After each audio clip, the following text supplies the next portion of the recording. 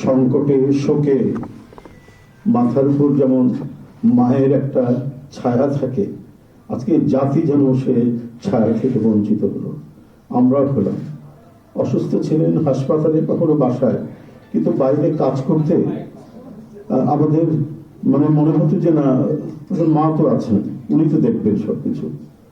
সেই প্রেরণায় যেন আমরা এত শক্তি পেতাম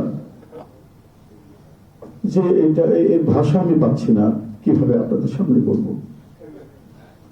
এক সময় সেই ছাত্র জীবনে এখানে ডাক্তার শাহাবুদ্দিন ভাই আছেন, তাদের হাত ধরে ছাত্র রাজনীতিতে এসেছিলাম। এরপরে একটা দীর্ঘ জীবন যার নেতৃত্বের ছায়ায় বেড়ে ওঠা, তিনি এত তাড়াতাড়ি চলে যাবেন, এরপরে বেদনা, এই শোক এবং এই সংকট কাটিয়ে ওঠা খুব মুশকিল।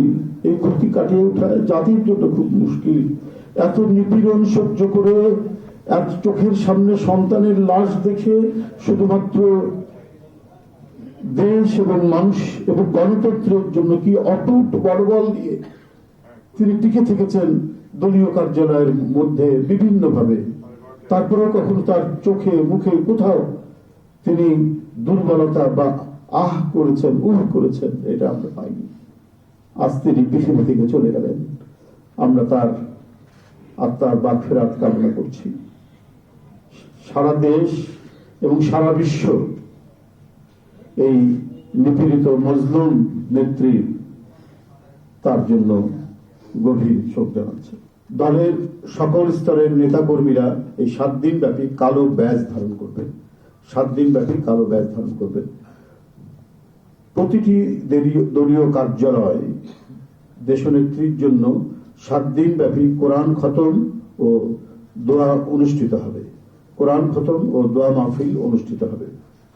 কেন্দ্রীয়ভাবে গুলশান কার্যালয় ও নয়াপল্টনস্থ কেন্দ্রীয় কার্যালয়, কেন্দ্রীয়ভাবে গুলশানস্থ চেয়ারপারসনের কার্যালয় ও নয়াপল্টনস্থ কেন্দ্রীয় কার্যালয়ে এবং জেলা পর্যায়ের দলীয় কার্যালয়ে শোক বহি খোলা হবে।